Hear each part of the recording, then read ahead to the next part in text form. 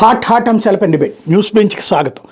సాధారణంగా ఒక వ్యక్తి మీదన ప్రత్యేకించి చర్చలు జరపాల్సిన అవసరం లేదు, కానీ ప్రస్తుతం రాష్ట్ర రాజకీయాలలో ఆ వ్యక్తి కీలకమైనటువంటి వ్యక్తి కావటం, 4.5 సంవత్సరాలుగా వైఎస్ఆర్ కాంగ్రెస్ పార్టీ మీద పోరాడి జైలుకు వెళ్లాల్సిన పరిస్థితులలో చితక బాధించుకుని ఆ పైన తను కాస్త మిలిటరీ హాస్పిటల్లో ట్రీట్మెంట్ తీసుకుని ఆ పైన బెయిల్ మీద బయటకు వచ్చి ఇప్పటికీ పోరాటం కొనసాగిస్తూ వచ్చినటువంటి వ్యక్తి రఘురామకృష్ణరాజు. వైఎస్ఆర్ కాంగ్రెస్ పార్టీ ఎంపీ ఇప్పటికీ ఆయన్ని బహిష్కరించలేదు, కాబట్టి వైసీపీ ఎంపీగానే ఉన్నారు. కాకపోతే ఆయన ఆశించింది ఈ 4.5 ఏళ్ల పోరాట ఫలితంగా తను కావాలని కోరుకున్నటువంటిదైతే నరసాపురం పార్లమెంటు స్థానం. అది ఏ పొత్తు కావాలని ఆయన కోరుకున్నారు, ఆ విధంగానే పొత్తులు జరిగినాయి.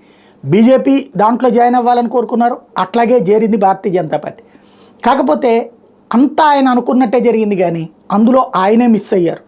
ఆ మిస్ అవ్వడం వలన రఘురామకృష్ణరాజుకి నరసాపురం సీటు శ్రీనివాస వర్మకి వెళ్ళిపోవడంతో తేడా వచ్చింది. ఇప్పుడు మళ్ళీ భీమవరానికి చేరుకున్న రఘురామకృష్ణరాజు తాజాగా చెప్తున్నటువంటిది అయితే నరసాపురం నుంచినే పోటీ చేస్తానంటున్నారు.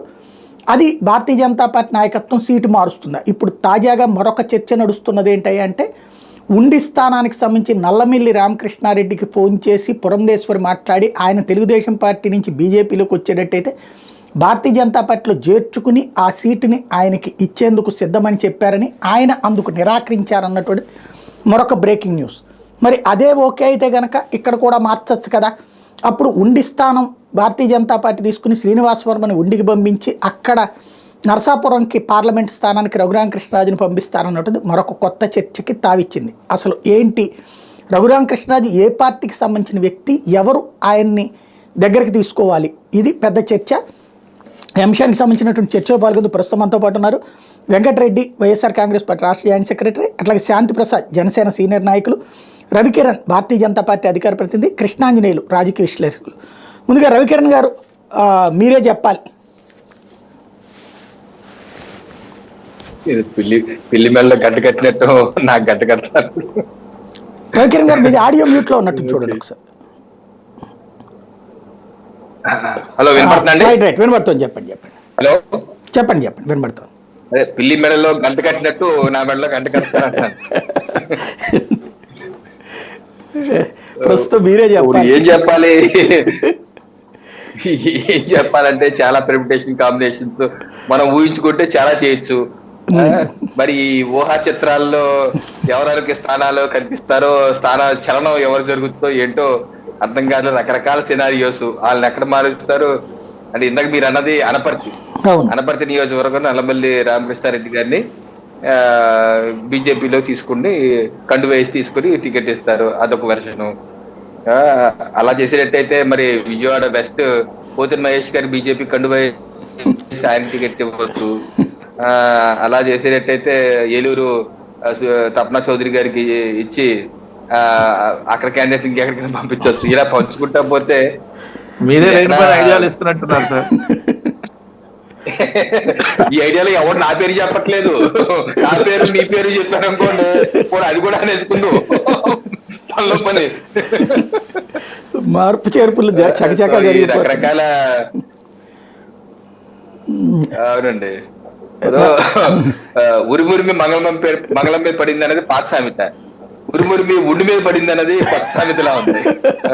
ఇప్పుడు ఆలాపేషన్ అనిపిస్తే ఈ ఉండి మీద పడింది. నేను ఇందాక కొన్ని సోషల్ మీడియాలో చూస్తున్నాను, ఉండి అంటారు, ఏంటా ఈ ఉండి అని చూస్తే విచిత్రం ఏంటంటే, సిట్టింగ్ ఎమ్మెల్యే రామరాజు, మాజీ ఎమ్మెల్యే రామరాజు, నేను ఎమ్మెల్యే అవ్వాలనుకుంటుంది రామరాజు, ముగ్గురు రామరాజులు ఉన్నారు అక్కడ. మొత్తం ముగ్గురు ఒకే పేరు, ఇంచుమించుకు ఒక అక్షరం అటు ఇటు ముగ్గురు ఒకే పేరు, ముగ్గురు ఆల్మోస్ట్ కుటుంబ సభ్యులే. నాకు తెలిసి నేను అనుకుంటాను ఆ ఇద్దరు రామరాజులు అయితే ఒకే గ్రామము, ఒకే కుటుంబం. మరి ఈ RRR గారు కూడా మరి ఎక్కడో బంధుత్వం ఉంటే ఉంటది. సో ఆ ముగ్గురులో ఎవరికి వెళ్ళినా ఇబ్బంది ఉండదేమో. మరి ఆ సిట్టింగ్ ఎమ్మెల్యే రామరాజుకి శివరామరాజు గారికి ఇద్దరి మధ్య కొంత కోల్డ్ వార్. ఇద్దరు మంచోళ్లే, సౌమ్యులు. నేను చూస్తున్నంత వరకు నాకు అనిపించింది సౌమ్యుల్లా అని అనిపించారు ఇద్దరు. కాకపోతే నాకంటే నాకు సీటు, నాకు కావాలి సీట్ అన్నది గత 1-2 నెలలుగా జరుగుతున్నట్టుంది. పెట్టా పోరు పిల్లి తీసిందని మధ్యలో సడన్ గా జర్రని రఘురామరాజు గారు వచ్చి మైహూనా అంటారేమో అని చెప్పి ఇప్పుడు వాళ్ళకి భయం పట్టుకున్నట్టుంది. సో ఎక్కడో చోట ఈ తిరిగే సింహాన్ని ఎక్కడో చోట కట్టేయపోతే అందరికీ ప్రమాదం. ఎవరి పొలం మీద పడతారో ఎవరి ఇంటి మీద పడతారో తెలియక బిక్కు బిక్కు మనిషి వస్తున్నారు అందరూ. సో ఎక్కడో చోట బహుశా రేపేళ్ళుంటో కట్టేస్తారేమో, దాన్ని బట్టి ఫైనలైజ్ అవుతామో అని చెప్పి అనుకుంటున్నాం అండి. మీ భారతీయ జనతా పార్టీలో సాధారణంగా ఒకసారి పార్లమెంటరీ బోర్డు తీర్మానించాక మారవు సీట్లు అంటారు. ఇప్పుడు ఏమన్నా మారతాయ్యా? ఏమన్నా పార్టీ నాకున్నటువంటి పార్టీలోనే దశాబ్ద కాలంగా పనిచేస్తున్నాను వివిధ స్థాయిలో. అంతకు ముందు కూడా కొంతమంది కూడా అడిగాను, ఇలా మార్పులు చేర్పులు అవకాశం ఉందా అంటే మనకు తెలిసేది ఎప్పుడు జరగలేదని అంటున్నారు. నేనైతే ఇప్పుడు వరకు చూడలేదు ఎక్కడైనా సరే. ఒకసారి ఎందుకంటే పార్లమెంటరీ బోర్డు ఎలక్షన్ కమిటీ ఉంది అక్కడ బీజేపీకి, వాళ్ళన్నీ ఆలోచించి ఒక నిర్ణయం తీసుకొని పేర్లు వచ్చేసాక మళ్ళీ మారుస్తారు అన్నది అది అయ్యే పని కాదండి. అది మార్చే పని కాదు. అది మళ్ళీ కూర్చోరు. ఇంకా లిస్ట్ అనౌన్స్ చేయాల్సినవి ఉన్నాయి, అది అనౌన్స్ చేసుకుంటూ వెళ్ళిపోతారు. ఎలక్షన్ మోడ్ లో, క్యాంపెయినింగ్ మోడ్ లో ఉన్నారు ఆల్రెడీ. ప్రధానమంత్రి నరేంద్ర మోడీ గారు క్యాంపెయిన్ మొదలు పెట్టేశారు ఆల్రెడీ. మన 31వ తారీఖు నుంచి జరిగిపోతుంది campaign. Face by face campaigning అయిపోతుంది. సో మంది కూడా 4th ఫేజ్ ఎన్నికలు ఉన్నాయి కాబట్టి దానికి రన్నరప్ ఇందాకే మాకు అంటే ఏపీలో జరిగే మీటింగ్, మోడీ గారి మీటింగ్ నన్ను వన్ ఆఫ్ ది కోఆర్డినేటర్ గా పార్టీ నన్ను పంపించింది. దానికి ఇందాక కూడా ఒక రన్నప్ మీటింగ్ కూడా జరిగింది తరుణ్ చుక్ గారితో, నేషనల్ జనరల్ సెక్రటరీ. సో అలాంటి వర్క్ జరిగిపోతున్నాయి. ఎవరికారికి బాధ్యతలు అప్ చెప్పేస్తున్నారు, మీరు చూడండి అప్ చెప్పేస్తున్నారు. ఈ పనులు జరిగిపోతుంది. జరిగిన తరుణంలో మళ్ళీ మొదలుకు వచ్చి రెడ్డి వచ్చి మొదలాడు అన్నట్టు మళ్ళీ మొదలుకు వచ్చి సినిమా రెడ్డి గారు వచ్చారు మళ్ళీ ఫస్ట్ నుంచి స్టార్ట్ చేయండి అని. రెడ్డి గారు కాకుండా రాజు గారు వచ్చారు కాబట్టి మొదటి నుంచి సామెత మారింది. రాజు గారు వచ్చారు మళ్ళీ స్టార్ట్ రాజు వచ్చి చేయండి అంటే సామెత మారింది. అలాంటి పరిస్థితి నాకు తెలిసి అయితే ఉండదు. ఎందుకంటే ఇది శ్రీనివాస్ వర్మ గారు దశాబ్దాలుగా పార్టీలో పనిచేస్తున్న వ్యక్తి, అందరికీ పార్టీ మనిషి. పార్టీ ఆ జిల్లా కేడర్ కూడా వారిని కోరుకుంటారు, అంతేగాని వారు కాకుండా RRRని కోరుకుంటారని నేనైతే అనుకోను. మా కార్యకర్తలు అయితే అలా ఏమీ అనుకోరు. సో తప్పనిసరిగా సో కార్యకర్తల నుంచి ఎటువంటి ఒత్తిడి ఉండదు. అలా చేసే వ్యక్తి కూడా కాదు. అలా ఒత్తిడి చేయాలంటే చాలా స్థానాలు, మిగతా స్థానాలు ఉన్నాయి ఒత్తిడి చేయొచ్చు. ఎక్కడ మేము మా వాళ్ళంతా కామ్గా ఎవరి పనులు చేసుకుంటున్నారు కానీ ఎక్కడ ఒత్తిడి అయితే ఏం చేయట్లేదు కదా. అంటే ఒక స్పెషల్ ఏంటంటే ఉన్న 6 పార్లమెంటు స్థానాల్లో రియల్గా పార్టీకి మొదటి నుంచి ఉన్న కార్యకర్త ఆయన ఒక్కడే అనుకుంటా. ఇప్పుడు ఆయన కూడా మార్చేసి ఇస్తారా అన్నటువంటిది అసలు పెద్ద చర్చ. అదేనండి రియల్ గా మొదటి నుంచి అంటే ఇప్పుడు నేను 10 ఏళ్ళుగా పనిచేస్తానండి. రవికిరణ్ మొదటి నుంచి లేడు అని 20 ఏళ్ళు అట్లా కాదు, వేరే పార్టీలో నుంచి రావడం కాదు నేను అనేది. వేరే పార్టీలో నుంచి రావడం సంగతి మాట్లాడుతోంది. పార్టీలోనే పుట్టి పార్టీలోనే పెరిగేటటువంటి వాళ్ళకి ఏజ్ సమ్మతి లెక్కలేదు. ఇప్పుడు మిగతా అన్ని వేరే పార్టీ నుంచి వచ్చిన వాళ్ళే కదా. అది ఒక సెక్ట్.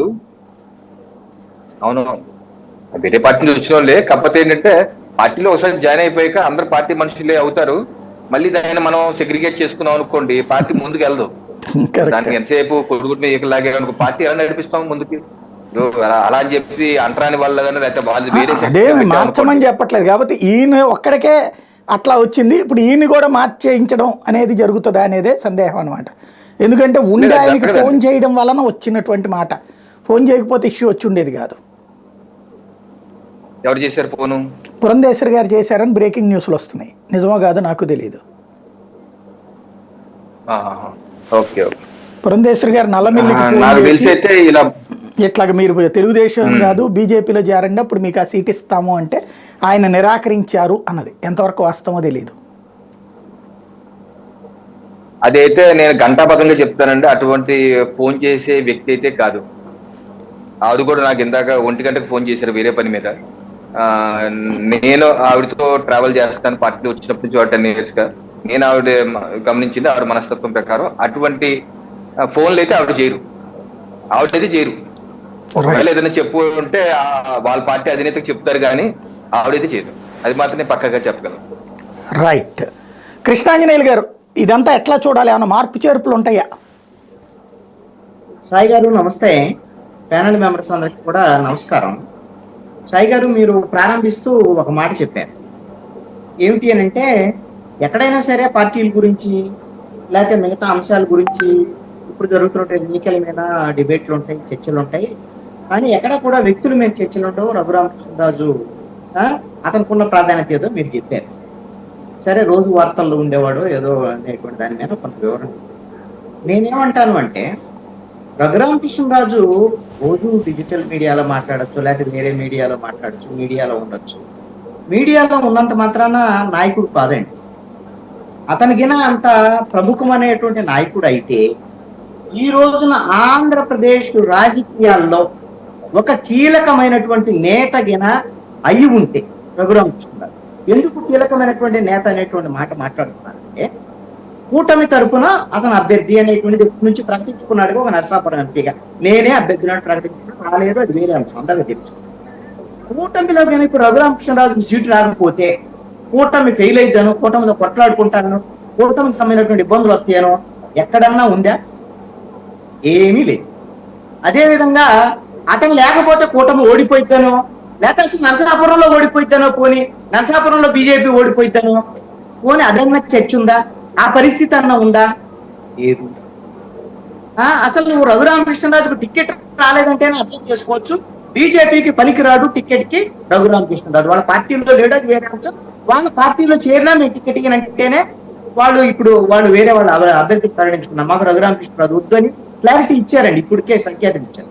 నేను అనుకుంటున్నాను, నాకున్నటువంటి సమాచారం ప్రకారంగా బీజేపీ అనే ఒక జాతీయ పార్టీ రేపొద్దున మళ్ళీ మూడోసారి అధికారంలోకి రాబోతున్నటువంటి పార్టీ. ఆంధ్రప్రదేశ్ లో వాళ్ళు బలహీనంగా ఉంటే ఉండొచ్చేమో, రఘురామకృష్ణరాజు లాంటి వాళ్ళ బెదిరింపులకు భయపడి వాళ్ళు సీటు మార్చుకొని ఎట్టి పరిస్థితుల్లో కూడా బీజేపీలో ఎప్పటి నుంచో పనిచేస్తున్నటువంటి శ్రీనివాస వర్మను మార్చి రఘురామకృష్ణరాజుకి ఎవరు తలకిందులుగా తపస్సు చేసినా సరే రఘురామకృష్ణరాజుకు నరసాపురం ఎంపీ టికెట్ బీజేపీ ఇవ్వదని నేను అనుకుంటున్నాను. ఒకవేళ ఇస్తే అది బీజేపీ దిగజారుడు రాజకీయాలకి పరాకాష్ట. అది వాళ్ళకి చాలా నష్టం కలిగించేటువంటి అంశం. నేను వాళ్ళు దిగజారిపోయారో అలా ఇస్తారు అని నేను అనటం వల్ల ఇవ్వరనే నేను అనుకుంటున్నాను. నా అభిప్రాయం, ఎంత దిగజారినా సరే ఆ స్థాయికి దిగజారు బీజేపీ. రెండవది, బీజేపీకి సంబంధించినటువంటి వాళ్ళ మీద ఒత్తిడి తీసుకొచ్చి రఘురామకృష్ణరాజుకి అక్కడ సీటు ఇప్పించాల్సినటువంటి అంశమో ఆ బాధ్యత ఎవరికి? చంద్రబాబు. ఎందుకు అని అంటే, వైఎస్ఆర్ కాంగ్రెస్ పార్టీ ఎంపీనే అయిన వైఎస్ఆర్ కాంగ్రెస్ పార్టీని మరి 4 ఏళ్ల పాటు తిడుతూ ఉన్నాడు కదా. తిడుతూ ఉన్నటువంటి దాని మీద ఎంజాయ్మెంట్ చేసిన వాళ్ళు వైసీపీని తిడుతుంటే, ముఖ్యమంత్రి జగన్మోహన్ రెడ్డిని తిడుతుంటే వీళ్ళందరూ కూడా ఆ విధంగా లబ్ధి పొందొచ్చు, సరే ఆ మంటల్లో మనం వేడి కాసుకోవచ్చు అని భావించినటువంటి తెలుగుదేశం వాళ్ళు, జనసేన వాళ్ళు, సరే బీజేపీ వాళ్ళు కూడా ఎంతో కొంత ఆయన సహకరించారు, ఇది వేరే విషయం. మరి ఇలాంటి చంద్రబాబు నాయుడు నిజంగాగినా రఘురామకృష్ణరాజుకి టికెట్ ఇప్పించాలని అనుకోని ఉంటుంటే ఏం చంద్రబాబు నాయుడికి వల్లగానటువంటి అంశం అదేమన్నా? చంద్రబాబు నాయుడు ఈ రోజున బీజేపీతో పొత్తు పెట్టుకున్న తర్వాత వాళ్ళకి సీట్లు ఇచ్చింది ఎవరు? బీజేపీకి 6 ఎంపీ సీట్లు ఇచ్చింది చంద్రబాబు నాయుడు. తెలుగుదేశం పార్టీ పెద్దన్న పాత్ర 10 ఎమ్మెల్యే సీట్లు ఇచ్చింది చంద్రబాబు నాయుడు. మరి ఒకవేళ అవసరం ఉంటే మీకు ఇంకో సీట్ ఇస్తాను, ఎంపీ సీటు తీసుకోండి, మాకు రఘురామకృష్ణరాజుకి నరసాపురం ఇచ్చేసేయండి, మీరు ఇష్టం వచ్చిన చోట మీరు పోటీ చేసుకోండి. ఇంకో సీట్ వస్తుంది అనుకుంటే ఏమో నరసాపురం ఏమన్నా వాళ్ళకి హాట్ కేకా? ఏం బీజేపీ వాళ్ళు గ్యారంటీ గెలుస్తారా? ఏం కాదు కదా. బీజేపీ వాళ్ళు ఎందుకు తీసుకున్నారు? బీజేపీకి ఎందుకు పోయింది టికెట్? నేను అనుకుంటున్నాను రఘురామకృష్ణరాజుకి నరసాపురం ఎంపీ టికెట్ ఇప్పించేట విషయంలో చంద్రబాబు నాయుడు కూడా ఇంట్రెస్ట్ లేదు. అందుకనే బీజేపీ వాళ్ళని పట్టుపట్టలేదు అని నేను అనుకుంటున్నా. పట్టుబడితే ఇచ్చి ఉండేవాళ్లే. అక్కడేమి నరసాపురంలో మేము పోటీ చేస్తున్నాం, మేము ఎప్పటి నుంచి అని ఏం చెప్పలేదు ఎప్పుడు బీజేపీ కూడా. ఏమో రాజమండ్రిలో పురంధేశ్వరి పోటీ చేస్తుందంటే ఆమె రాష్ట్ర అధ్యక్షురాలు. జీవీఎల్ లాంటి వాళ్ళే విశాఖపట్నం చుట్టూ తిరిగితే జీవీఎల్కి సీట్ లేదు ఈ రోజున. విశాఖపట్నం ఎంపీ కాదు, విశాఖపట్నం చుట్టూ కదా జీవీఎల్ ఇన్ని సంవత్సరాలు తిరిగింది.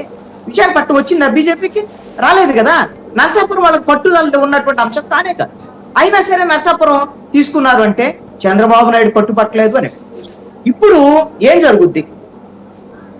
ఇక్కడ రఘురామకృష్ణరాజు ఇప్పుడు జరిగేటువంటి పరిణామం, నరసాపురం అయితే మాత్రం ఎంపీగా రఘురామకృష్ణరాజు పోటీ చేసేటువంటి పరిస్థితి 99.9% ఉండదు అని నేను భావిస్తున్నాను, నాకున్నటువంటి అవగాహన మీద. ఇకేం జరిగింది అని అంటే, ఒకవేళ చంద్రబాబు నాయుడు ఇతను తిట్లు నేను భరించలేను, నన్ను మళ్ళీ నన్ను కూడా తిట్టడం మొదలు పెట్టాడు అనుకో, లేదు జనసేన కూడా తిట్టడం మొదలు పెట్టాడు అనుకో, ఇది లేనిపోయిన సమస్య వస్తుంది. ఎన్నాళ్ళు వైఎస్ఆర్ కాంగ్రెస్ పార్టీని తిట్టాడు కదా, తిరిగి తిడితే ఏమైపోయింది, బ్యాలెన్స్ అయిపోయింది. ఇంకా ఇక రఘురామకృష్ణరాజు తిట్లన్నీ ఎటు పోతాయి.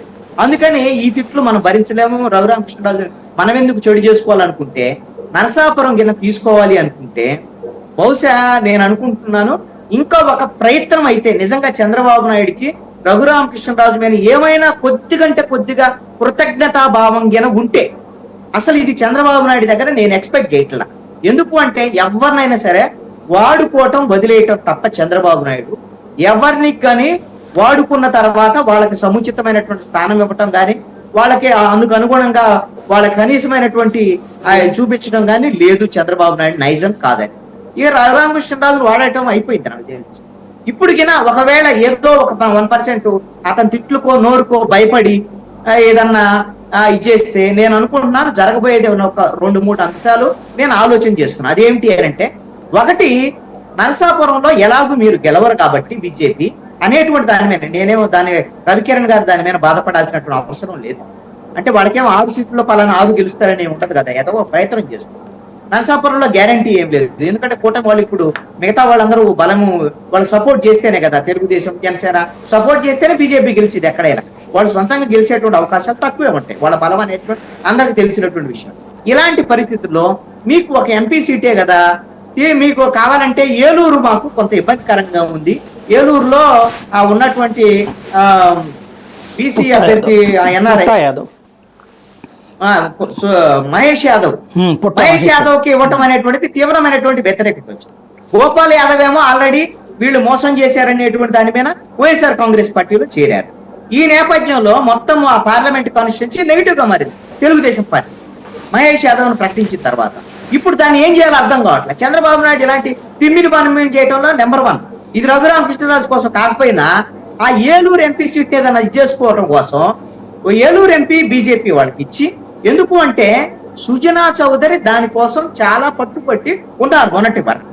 ఇప్పుడు ఆయన అది లేక విజయవాడ వెస్ట్ కి వచ్చారు కాబట్టి ఏలూరు ఎంపీగిన ఈ బీజేపీ వాళ్ళకి ఇచ్చి, నరసాపురం ఎంపీ ఏదైనా తీసుకొని మరి ఏమన్నా రఘురామకృష్ణరాజుకి ఇప్పిస్తారా? ఇది చాలా 0.1% అవకాశం ఉన్నటువంటి అంశం. ఇక లేదు అని అంటే ఇంకా చేయగలిగింది ఏమిటి అని అంటే, ఉండిలో ఇప్పుడు రవికిరణ్ గారు చాలా స్పష్టంగా చెప్పారు కదా, దాని లోతుకెళ్ళను కానీ, ఒకటి అక్కడ ఉండేటువంటి ఇద్దరు మాజీ ఎమ్మెల్యే వాళ్ళిద్దరు కూడా గొడవ పడుతున్నారు కాబట్టి తెలుగుదేశం పార్టీలో వాళ్ళిద్దరినే కాదని తెలుగుదేశం పార్టీలో చేర్చుకొని ఉండిలో ఎమ్మెల్యేగా పోటీ చేయించడం రఘురామకృష్ణరాజు. ఒకసారి ఎమ్మెల్యేగా పోటీ చేయటం అంటేనే రఘురామకృష్ణరాజు రాజకీయంగా ఒక రకంగా రాజకీయంగా చచ్చిపోయినట్లే. నేను అనుకుంటున్నాను అసలు రాజకీయంగా రఘురామకృష్ణరాజు ఎప్పుడు అయిపోయాడు. ఎప్పుడైతే తను ఈ 4 సంవత్సరాల పాటు ఒక స్థాయి జిగదారి తీవ్రమైనటువంటి ఒక గల్లీ స్థాయి లీడర్ కన్నా హీనంగా తన భాషను ఎప్పుడైతే మాట్లాడటం మొదలు పెట్టాడో ఆ రోజే రాజకీయంగా చచ్చిపోయాడు రఘురామకృష్ణరాజు. రాజకీయంగా అంటే మళ్ళీ అతను చాలా ఫీల్ అయిపోతాడు. అందుకని చెప్తాను, ఇది ఇలాంటి వాళ్ళని, ఇలాంటి నేచర్ ఉన్నటువంటి వాళ్ళని ఎవ్వరూ అంగీకరించరండి. ప్రజలు కొంత హుందాతనాన్ని కోరుకుంటారు. సరే విమర్శించుకోవచ్చు, కొంత స్థాయి వరకు విమర్శించుకోవచ్చు, బూతులు మాట్లాడదు. అరే రోజు బండ బూతులు తిట్టా అంటే వినేవాడికి కూడా అసహ్యం వేస్తుంది కదా.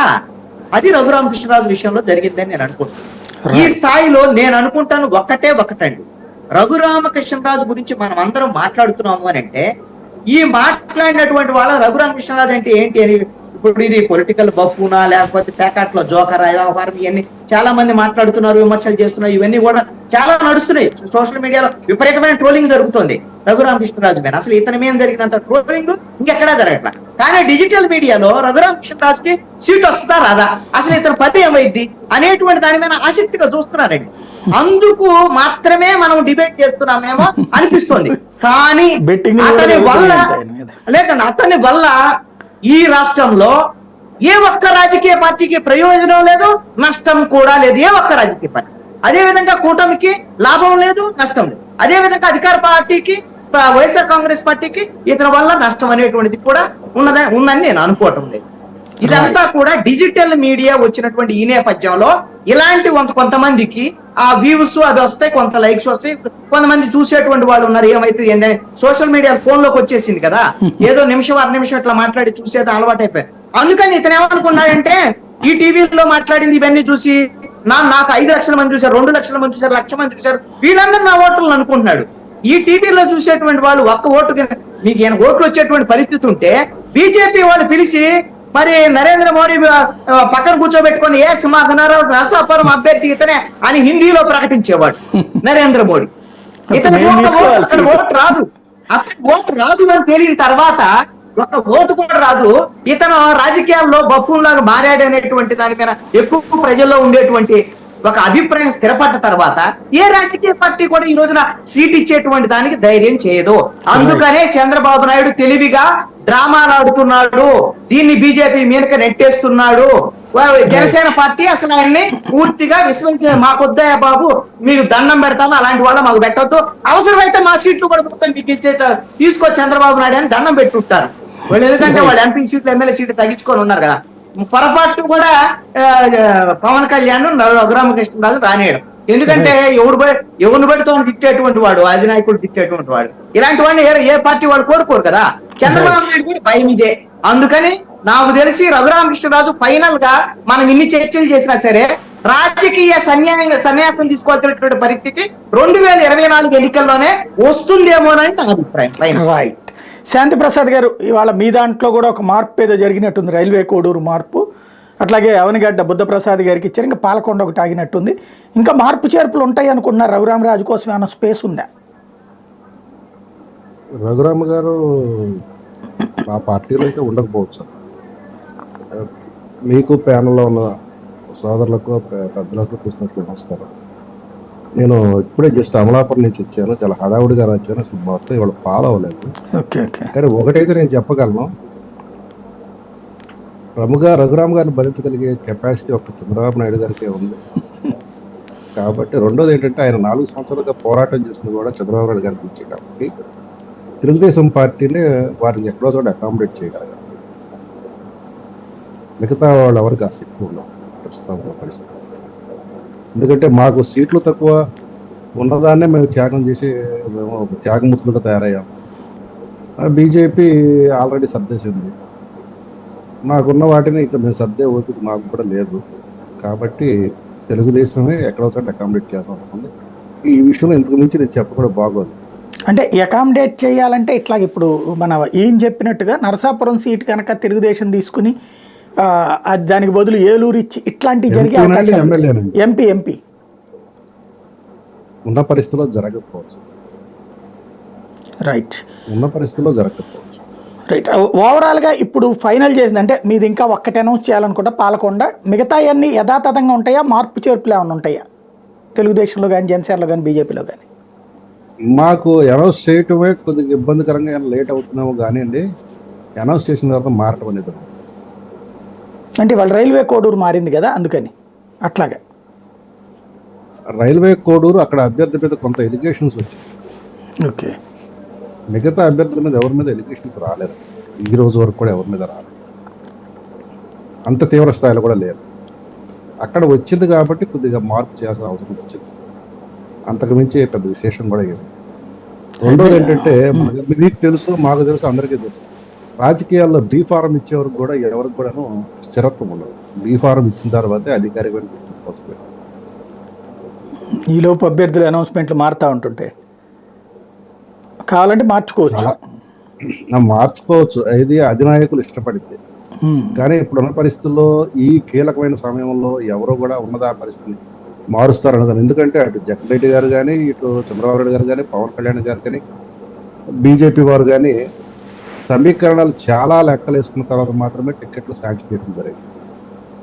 ఒక రకంగా చెప్పాలంటే మా జనసేన బీజేపీలో ఉన్న నిజమైన కార్యకర్తలు కొంత ఇబ్బందులకు గురయ్యారు. ఒక రకంగా చెప్పాలంటే త్యాగరాజులుగా కీర్తి విశేషాలు అవటం అనేది జరుగుతుంది. అయినా సరే మేము భరిస్తానికి సిద్ధంగా ఉన్నాం. ఎందుకంటే మాకేంటంటే మాకు దేశం రాష్ట్రం ముఖ్యం కాబట్టి, వ్యక్తిత్వ స్వార్థాలు, రెండోది ఏంటంటే వాళ్ళ స్వీయ ఎదుగుదలలో మాకు ముఖ్యం కాదు. కాబట్టి ఒక్క పాయింట్, ఇప్పుడు ఏదో ఉండిలో ఆల్రెడీ 2 అభ్యర్థులు తెలుగుదేశం పార్టీ తరఫున ఒక ఆయనకి ఇచ్చేశారు, 2 ఆయన రెబల్ అయ్యారు, ఇప్పుడు అక్కడ ఇస్తారు అన్నటువంటి ప్రచారం జరుగుతోంది రఘురామకృష్ణరాజు గారికి ఎమ్మెల్యేగా. ఏదో సామెత ఉన్నది తెలుగులో, ఈ 2 కొట్టుకుంటే ఏదో చెట్టుకెళ్ళిపోయిందని. రైట్, పిల్లిపోరు పెట్ట తీర్చినంటారు. రైట్, వెంకటరెడ్డి గారు ఏమంటారు? అంటే నేను ఎంతకన్నా ఎక్కువ మాట్లాడారు. రఘురామకృష్ణరాజు గారు మా ఆంధ్ర లయోలా కాలేజీకి మాతో పాటు అలమ్ని మెంబరు, మేము మా సోదరుడు మీద మేము కామెంట్ చేయలేము. అదే అర్థమైంది నాకు. రైట్, వెంకటరెడ్డి గారు. సాయి గారు నమస్తే. మీకు ప్యానల్లో ఉన్న అందరికీ అట్లానే జర్నలిస్ట్ సాయి యూట్యూబ్ ప్రేక్షకులందరికీ నమస్కారాలు. రోజు మా మీద విమర్శలు చేస్తున్నారు. పాప 3 పార్టీలు పొత్తుల్లోకి వెళ్ళి ఎవరు ఏడ పోటీ చేస్తారు, పోటీ చేస్తున్నారా లేదా, అసలు వీళ్ళు అటు వెళ్తారా వాళ్ళు ఇటు వెళ్తారా, మళ్ళీ ఉన్నటువంటి అభ్యర్థులు మారుతారా లేదంటే ఏంటి అనేటటువంటి చర్చ నుంచి పాప 3 పార్టీల పొత్తుల్ని కలిపినటువంటి రఘురామకృష్ణరాజు, ఎందుకంటే ఆయనే చెప్పాడు కదా బీజేపీతో ఖచ్చితంగా పొత్తు ఉంటుందని చెప్పి మొట్టమొదటి చెప్పింది ఆయనే. ఎవరైతే పవన్ కళ్యాణ్ గారి తర్వాత మొట్టమొదటి చెప్పింది ఆయనే. మరి చెప్పినటువంటి నేపథ్యంలో అతనికే సీట్ లేనటువంటి నేపథ్యం. సరే, నిజంగా అంటే గెలిచేటటువంటి అవకాశం నిజంగా ఉంటే భారతీయ జనతా పార్టీ సీట్ ఇవ్వదా, తెలుగుదేశం పార్టీ సీట్ ఇవ్వదా, జనసేన పార్టీ సీట్ ఇవ్వదా? ఈ మూడింటిని మనం అర్థం చేసుకుంటే, నిన్న ఒక ఆర్టికల్ వచ్చింది సార్, చూశాను. ఎందుకంటే బీజేపీ ఎప్పుడెప్పుడు జాయిన్ అయిన వాళ్ళకి ఏమేమి సీట్లు ఇచ్చింది అనేది. ఫిబ్రవరి నుంచి మార్చి లోపు జాయిన్ అయినటువంటి వాళ్ళకి మన పక్కన తెలుగు రాష్ట్రంలో తెలంగాణలో నాగర్ కర్నూలు, జహీరాబాదు, ఆదిలాబాదు, మహబూబాదు, పెద్దపల్లి, నల్గొండ, వరంగల్లు అంటే 3, 4, 5, 6, 7 ఎంపీ సీట్లు పక్క పార్టీలో నుంచి తీసుకొని ఫిబ్రవరి మార్చిలో వచ్చిన వాళ్ళకి సీట్లు ఇచ్చేసింది. ఇటు వచ్చేటప్పుడు తిరుపతి ఎంపీ, బద్వేల్ అసెంబ్లీ, ఇవన్నీ ఇమీడియట్ గా పక్క పార్టీలో నుంచి, అంటే ఇమీడియట్ గా జాయిన్ అయినాడు. ఎప్పుడో నేను 4 నెలలు 3 నెలలు 2 నెలల క్రితం కాదు నెల రోజుల క్రితం జాయిన్ అయిన వాళ్ళకి. అంటే నిజంగా వాళ్ళు సీట్ ఇవ్వాలి అని అనుకుంటే రఘురామకృష్ణరాజుకి పొద్దున పాటు పిలిపించేవాళ్ళు, కండవా కప్పించేవాళ్ళు, మధ్యాహ్నానికి సీట్ అనౌన్స్ చేసేవాళ్ళు. ఇవ్వలేదు. తెలుగుదేశంకి మీకు తెలుసు కదా, తెలుగుదేశం పార్టీకి సంబంధించి కూడా అదే విధమైన సిచ్యువేషన్ ఉంటుంది. ఎందుకంటే వాళ్ళు భారతీయ జనతా పార్టీ తెలంగాణ అధికార ప్రతినిధికి ఇక్కడ సీట్ ఇచ్చారు, ఏది బాపట్ల ఎంపీగా. బైరెడ్డి శబరి జిల్లా అధ్యక్షుడు బీజేపీలో జాయిన్ అవ్వకుండానే తెలుగుదేశం ఎంపీగా అనౌన్స్ చేశారు. సో తెలుగుదేశం నుంచి కండవాలు కప్పేసి జనసేనకి మండల బుద్ధప్రసాద్ కావచ్చు, భీమవరం అసెంబ్లీ కావచ్చు, లేదంటే మీరు అన్నట్టుగా ఇప్పుడు రేపొద్దున పాలకొండ అనౌన్స్ చేసేది కావచ్చు, ఇవన్నీ కూడా డైరెక్ట్ గా వాళ్ళ పార్టీలోకి తీసుకొని ఇస్తున్నారు. మరి ఇట్లాంటి రఘురామకృష్ణరాజు మీరు అన్నట్టుగా వైఎస్ఆర్ కాంగ్రెస్ పార్టీ మొన్నటిదాకా ఎంపీగా ఉండి మొన్న ఫిబ్రవరి 24వ తారీఖు రిజైన్ చేసి పార్టీకి ఇన్నాళ్ళు రిజైన్ చేయాలి. ఇన్నాళ్ళు రిజైన్ చేస్తే ఏమయ్యేది మీకు తెలుసు కదా. అందుకని ఇన్నాళ్ళు రిజైన్ చేయకుండా అనర్హత వేటేయించినట్టు దమ్ముంటే అని చెప్పి మా మీద ప్రగల్భాలు పలికినటువంటి ఆయన ఇప్పుడు ఏమైందో మీరు చూశారు కదా. మొన్న రాజీనామా చేశాడు అట్టకేలకు ఫిబ్రవరి 24. ఇప్పుడు మా పార్టీకి రఘురామకృష్ణరాజుకి ఎటువంటి సంబంధం లేదు. సో ఆయన వైఎస్ఆర్ కాంగ్రెస్ పార్టీకి ఆల్రెడీ రాజీనామా చేశాడు. సో ఇప్పుడు మా పార్టీలో అంటే ఏ పార్టీలో అతనికి సీట్ ఇస్తారనేటటువంటి అంశం. ఏ పార్టీలో సీటు ఇవ్వకపోతే మరి ఇండిపెండెంట్ గా పోటీ చేయొచ్చు కదా. నిజంగా అతనికి నా రక్తం దారపోసే వైఎస్ఆర్ కాంగ్రెస్ పార్టీకి నా బొమ్మ చూసి, నా స్ట్రక్చర్ చూసి నాకు ఓట్లు వేశారు, జగన్ గారి బొమ్మ చూసి ఓట్లు వేయలేదు అని చెప్పినటువంటి రఘురామకృష్ణరాజు మరి ఎందుకు వెళ్ళలేదు, ఎందుకు అతనికి సంబంధించినటువంటి సీటు ఇవ్వలేదు అంటే మిగిలిన పార్టీల్లో కూడా అతనికి బలం లేదనే కదా. నిజంగా బలం ఉంటే ఎవరా? సో ఇక్కడ టీవీలో కూర్చొని మాట్లాడినంత మాత్రానో, రోజు యూట్యూబ్ లో కూర్చొని కేకలేసినంత మాత్రానో, లేదంటే రోజు అరిసేసినంత మాత్రానో బలం ఉందంటే ఆయన 4 ఏళ్ళు అసలు నియోజకవర్గం మొహమే చూడాల. అతను ఒక వివాదాస్పదమైనటువంటి ఎంపీ, కులాల మధ్య చిచ్చులు రేపేటటువంటి వ్యాఖ్యలు చేసినటువంటి ఎంపీ, కరోనా లాంటి వైరస్ ని క్రిస్టియన్ వైరస్ అని చెప్పి క్రిస్టియన్ వ్యాక్సిన్, కరోనా వ్యాక్సిన్ ని ఇది క్రిస్టియన్ వ్యాక్సిన్, క్రిస్టియన్లకే వేశారు ఏపీలో అని చెప్పి ఒక వివాదాస్పదమైనటువంటి ఒక మతాల మధ్య చిచ్చులు పెట్టేటటువంటి కార్యక్రమాలు చేసినటువంటి వ్యక్తి. అట్లాంటి మరి వ్యక్తికి నిజంగా రాజకీయ పార్టీలు సీట్ ఇస్తాయా? సరే, అవసరాల కోసం ఇవ్వచ్చేమో.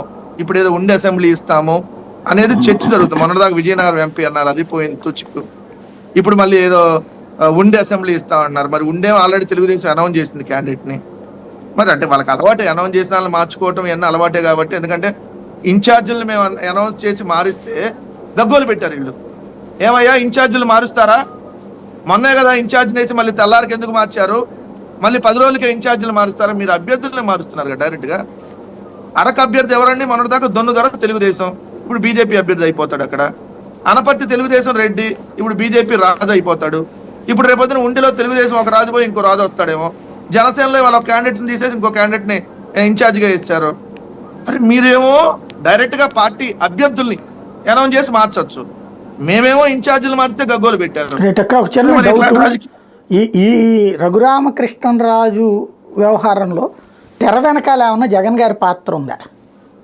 మొత్తం అంతా వాళ్ళే చేస్తారా?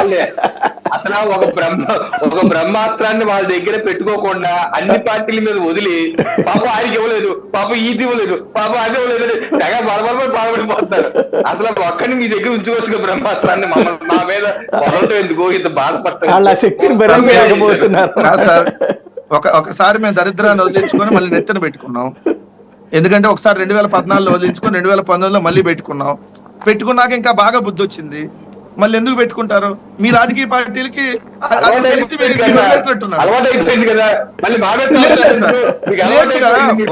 ఎవరైనా కాదు రవికిరణ్ గారు, ఒకసారి మారిపోయానంటే, ఇప్పుడు చంద్రబాబు నాయుడు గారు 2014 ఎన్నికలప్పుడు నేను మారిపోయిన చంద్రబాబు నాయుడిని, నేను అసలు అంతకుముందు చంద్రబాబు నాయుడిని కాదు, మారిపోయానని తెలుగుదేశం కార్యకర్తలు నమ్మించాడు. దయచేసి 2014లో ఆయన కాదు సార్, మీకోసం వస్తున్న పాదయాత్ర అని చెప్పి నేను మారిపోయిన చంద్రబాబు నాయుడిని, నేను పాత చంద్రబాబు నాయుడు కాదని నమ్మించాడు. వాళ్ళు తెలుగుదేశం కార్యకర్తలు కూడా నమ్మేటటువంటి పరిస్థితి లేకపోతే, సో వాళ్ళని కూడా నమ్మారు తెలుగుదేశం వాళ్ళు. 2019లో తెలుగుదేశం వాళ్ళు కూడా నమ్మల, ఈ మారిపోయిన చంద్రబాబు నాయుడు కాదు, ఎంతకంటే విశ్వరూపం చూపించిన చంద్రబాబు నాయుడు అని చెప్పి వదిలేసుకున్నారు. సో మాకు కూడా అదే వచ్చింది. రఘురామ మనసు పొంది ఉండొచ్చు, ఇప్పుడు ఏముంది, పొందితే ఎన్నిసార్లు మారుతారు సార్? ఒకసారి మారారంటే నమ్ముతారు, రెండోసారి మారారంటే నమ్మరు కదా. రైట్. సో అది అయిపోయింది ఆ సిచ్యువేషన్. నిజంగా మారాడనంటే తెలుగుదేశం బీజేపీ జనసేన ఖాళీగానే ఉన్నాయి కదా, మార్పులు చేర్పులు మా దగ్గర మొత్తం ఫుల్ అయ్యింది. 175+25 అనౌన్స్ చేసి ఉన్నాం. వాళ్ళ దగ్గర ఇంకా 1 ఖాళీ ఉన్నాయి. ఒకవేళ ఉన్నా మళ్ళీ ఒకవేళ ఇచ్చిన వాళ్ళకి కూడా మార్పులు చేర్పులు చేసుకుంటారు కాబట్టి ఇప్పటికైనా మారచ్చు, మార్చే అవకాశం ఉంది. రైట్. ఇక్కడ రవికిరణ్ గారు ఒక పాయింట్ ప్రధానంగా వినబడుతున్నది ఏంటంటే, భీమవరంలో అక్కడ తాజాగా ఈ ప్రస్తుత తెలుగుదేశం పార్టీకి సంబంధించినటువంటి ఎమ్మెల్యే క్యాండిడేట్లు ఎవరైతే కన్ఫామ్ అయ్యారో వాళ్ళందరితో రఘురామకృష్ణరాజు భేటీ అయ్యారు, మాట్లాడుతున్నారు. వాళ్ళందరూ కూడా ఇంతవరకు శ్రీనివాస్ వర్మ గారితో కాంటాక్ట్స్ చాలా తక్కువ ఉన్నాయి, ఎక్స్పెక్టేషన్స్ పరంగా అయితే రఘురామకృష్ణరాజుతో ఎక్కువ ఉంది కాబట్టి ఆయన రెబల్గా పోటీ చేసి, అంటే డైరెక్ట్గా ఆయన ఇండిపెండెంట్గా ఎంపీగా పోటీ చేస్తే వీళ్ళు మద్దతు ఇవ్వడానికి సిద్ధంగా ఉన్నారన్నటువంటిది మరొక వాదన బలంగా ఉంది. అది జరిగితే బీజేపీకి దెబ్బ కాబట్టి బీజేపీ ఏమన్నా చంద్రబాబు గారితో మాట్లాడిచ్చు, ఎందుకంటే వాళ్ళ తరపు నుంచి ఉన్నారు కాబట్టి మాట్లాడిచ్చి అట్లా లేకుండా చేయడానికి కానీ ఏమన్నా ప్రయత్నిస్తుంది, అసలు అవన్నీ మాకు అవసరం లేదు అంటారా? అంటే ఇండిపెండెంట్ గా పోటీ చేస్తాను అంటే రేపు ఎన్నికల నోటిఫికేషన్ వచ్చాక మనకు పెద్ద లిస్టే తయారవుతుంది. ఏ నియోజకవర్గంలో ఎంతమంది రెబల్స్, ఎంతమంది పోటీ చేస్తున్నారు ఇండిపెండెంట్ గాని. సో దాన్ని మనం ఎట్టాగో ఆపలేం. ఇప్పుడు చాలా మంది ఆశావాహులు, టికెట్లు రానోళ్ళు అందరూ ఈ రోజుకి ఆల్రెడీ స్టేట్మెంట్ ఇచ్చి ఉన్నారు, ఇండిపెండెంట్ పోటీ చేస్తున్నారు. రేపు ఏప్రిల్ 19వ తారీఖు నోటిఫికేషన్ అప్లికేషన్ తీసుకునే టైంకి, దరఖాస్తు తీసుకునే టైంకి మనకు తేలుతుంది ఫైనల్ గా ఎంతమంది అని.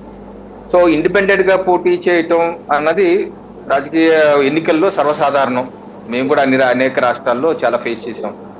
అయితే లాస్ట్ మినిట్ వరకు బుద్ధికిచ్చే ప్రయత్నం చేస్తారు, ఎన్ని పక్షంలో ఇంకా వదిలేస్తారు. అంత మాత్రం చేత ఈలోపు భయపడిపోయి ఒక క్యాండిడేట్ కోసం మొత్తం క్యాండిడేట్నే మార్చేసి, డిక్లేర్ చేసిన క్యాండిడేట్నే మార్చేసే పరిస్థితి అయితే నాకు తెలిసి భారతీయ జనతా పార్టీ అటువంటి ఏం చేయదు. మా శ్రీనివాస్ వర్మ గారు నిబద్ధత గల కార్యకర్త, 3.5 దశాబ్దాలుగా పార్టీకి పనిచేస్తున్నారు, అనేకమైన ఎన్నికలు చూస్తున్నారు, ఫేస్ చేశారు, పోటీ చేశారు కూడా. మాకు సంబంధించిన వరకు ఆయన మా పార్టీ తరఫు నుంచి ఒక బలమైన అభ్యర్థి, తప్పనిసరిగా గెలిపే లక్ష్యం, గెలుస్తారని కూడా నేనైతే విశ్వసిస్తున్నాను, మా కార్యకర్తలు విశ్వసిస్తున్నారు, తప్పనిసరిగా ప్రజలు ఆశీర్వదిస్తారు.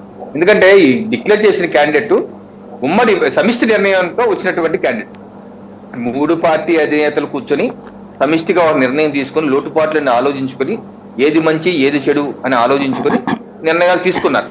సో ఈ నిర్ణయాలు స్థిరంగా ఉంటాయని నేనైతే అనుకుంటాను. అయితే ఫైనల్ గా జూన్ 4వ తారీఖు వచ్చేసరికి ఫైనల్ గా ఏ నిర్ణయాలు ఎలాగా వికటించాయా, అది సక్సెస్ అయ్యాయా, ఎత్తుగడ ఫలించిందా, అది తిరోగమనం అయిందా, పురోగమనం అయిందా జూన్ 4వ తారీఖే తెలుసు. బట్ ఒక్కసారి అనౌన్స్మెంట్ అయిపోయాక అనివార్య కారణాలు ఏదైనా ఉంటే, ఇందాక వారు చెప్పినట్టు కొన్ని ఏదైనా ప్రత్యేక కారణాలు ఉంటే తప్పితే నాకు తెలిసి భారతీయ జనతా పార్టీ ఒకసారి నిర్ణయం తీసేసుకున్నాక, ఎలక్షన్ కమిటీ ఒకసారి నిర్ణయం తీసుకున్నాక ముందుకు వేరే అభ్యర్థిని పట్టించే అవకాశం ఏం లేదు. మార్పులు చేతులు మొదలు పెడితే సాయి గారు ఇది ఎక్కడికైనా దారి చేస్తుంది.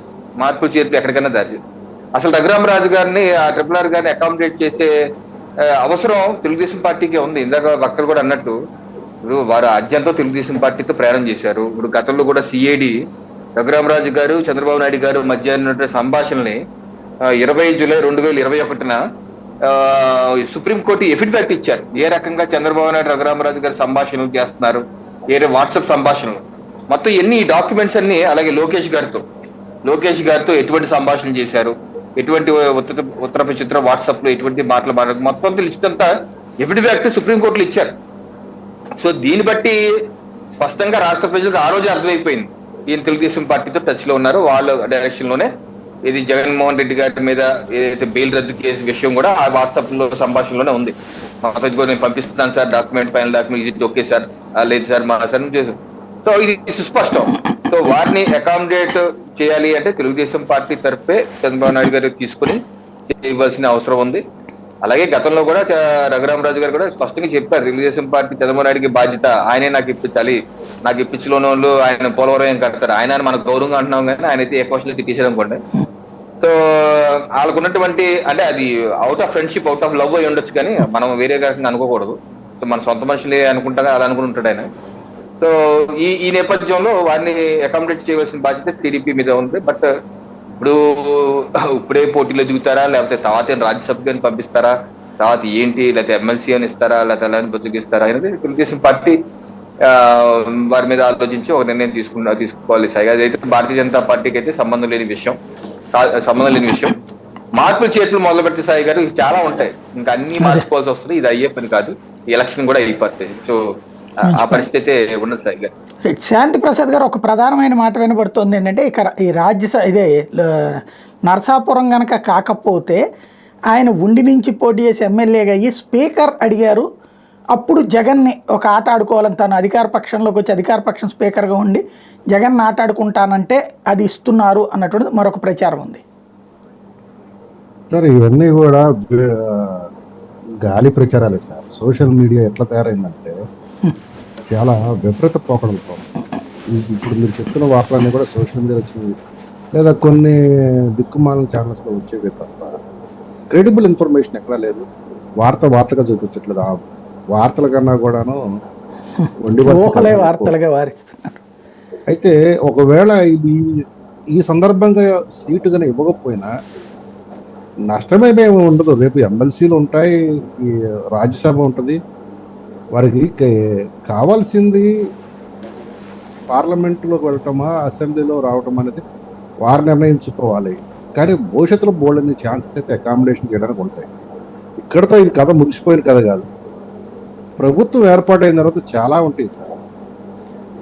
అంటే ఆయన ఇప్పుడు ఏంటంటే రాష్ట్రం కోసం రక్తదానం చేశారు, రక్తం త్యాగం చేశారు, రక్తం చిందించారు.